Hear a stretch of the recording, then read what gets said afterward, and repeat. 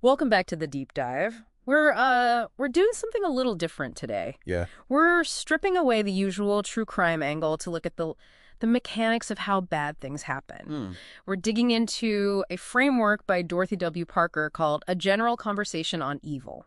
It's a pretty heavy title, I know. Yeah. But the core idea is actually, very grounded. Right. Parker basically challenges the way we normally think about evil, which is the Yeah. movie villain theory. The lone, deranged guy plotting in a tower. That's the comforting version, isn't it? If evil is just one crazy person, you find them, you lock them up, and problem solved. Precisely.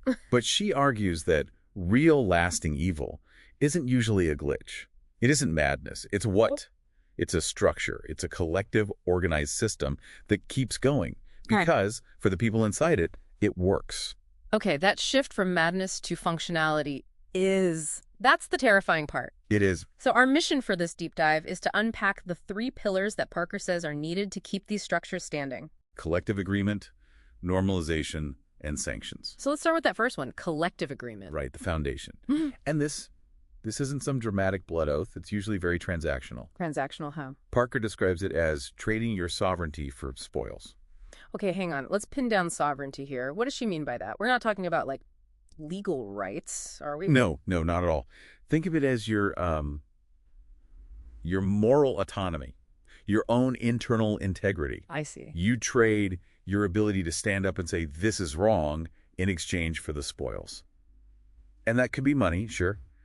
But often it's just access, status, protection. So it's that moment someone sees something sketchy and just thinks, you know what, I'm going to look the other way because being in this room is worth more to me than speaking up. Exactly. Yeah. And that single trade creates a web. Once you've accepted the spoils, you're complicit. You have to protect the group to protect yourself. Which leads right into the second pillar, I'm guessing, normalization. It does. This feels like the psychological piece. How do people in these groups actually sleep at night? They reframe reality. It's that simple. Parker says, through repetition, harmful conduct is converted into routine practice. So it just becomes another day at the office. It becomes administrative. And a lot of it is linguistic.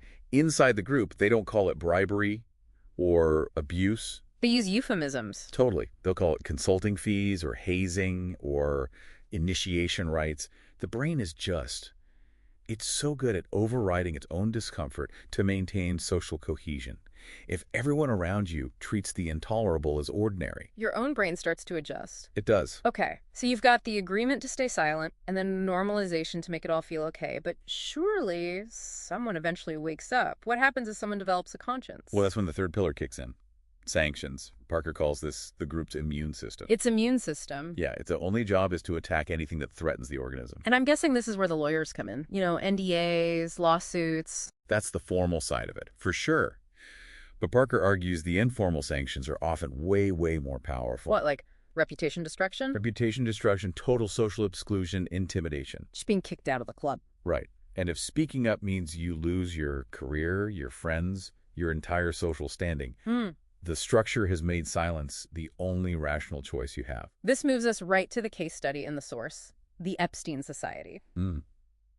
Parker uses the networks around Jeffrey Epstein to really illustrate all this. It is a grim example, but a perfect one for the theory. Because the shock for so many people wasn't just the crimes themselves, it was the protective layers, as she puts it. Exactly. It was the fact that this wasn't happening in some dark alley. It was happening inside a high-status network of scientists, politicians, famous academics. It was a society inside a society. And it lasted for decades because, structurally, it was workable. The agreement held. The behavior was completely normalized inside that bubble as just perks of a certain lifestyle. And the sanctions, the fear of being blacklisted, kept that boundary sealed shut. Until the external pressure, the outside light, just finally became too bright and cracked it open. Right. She does say these systems do collapse. They do. They collapse when the agreement fractures, when that immune system fails, because too many people stop being afraid of the sanctions. It really forces you to stop looking for a single bad guy. And start looking for a bad system. You have to look at the architecture of silence itself. So to wrap up this deep dive, here's a provocative thought to leave you with.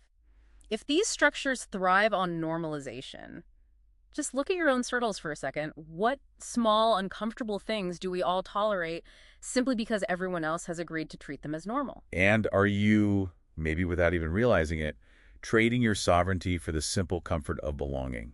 Thanks for listening.